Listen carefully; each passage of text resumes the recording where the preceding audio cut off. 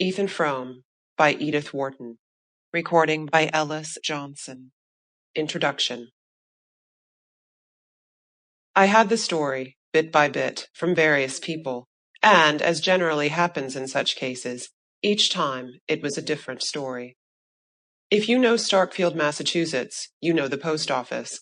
If you know the post office, you must have seen Ethan Frome drive up to it, drop the reins on his hollow-backed bay, and drag himself across the brick pavement to the white colonnade, and you must have asked who he was. It was there that, several years ago, I saw him for the first time, and the sight pulled me up sharp. Even then he was the most striking figure in Starkfield, though he was but the ruin of a man. It was not so much his great height that marked him, for the natives were easily singled out by their lank longitude from the stockier foreign breed. It was the careless, powerful look he had, in spite of a lameness checking each step like the jerk of a chain. There was something bleak and unapproachable in his face, and he was so stiffened and grizzled that I took him for an old man, and was surprised to hear that he was not more than 52.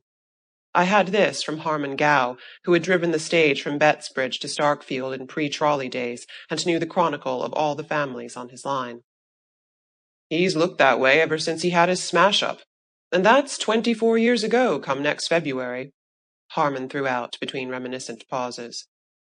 The smash-up it was, I gathered from the same informant, which, besides drawing the red gash across Ethan Frome's forehead, had so shortened and warped his right side that it cost him a visible effort to take the few steps from his buggy to the post-office window.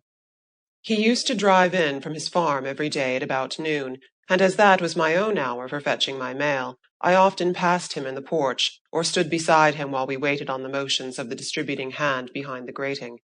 I noticed that, though he came so punctually, he seldom received anything but a copy of the Bettsbridge Eagle, which he put without a glance into his sagging pocket.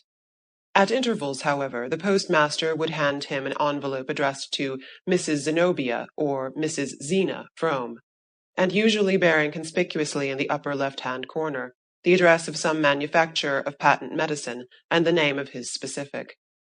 These documents my neighbor would also pocket without a glance, as if too much used to them to wonder at their number and variety, and would then turn away with a silent nod to the postmaster. Everyone in Starkfield knew him, and gave him a greeting tempered to his own grave mien, but his taciturnity was respected, and it was only on rare occasions that one of the older men of the place detained him for a word. When this happened, he would listen quietly, his blue eyes on the speaker's face, and answer in Sample complete. Ready to continue?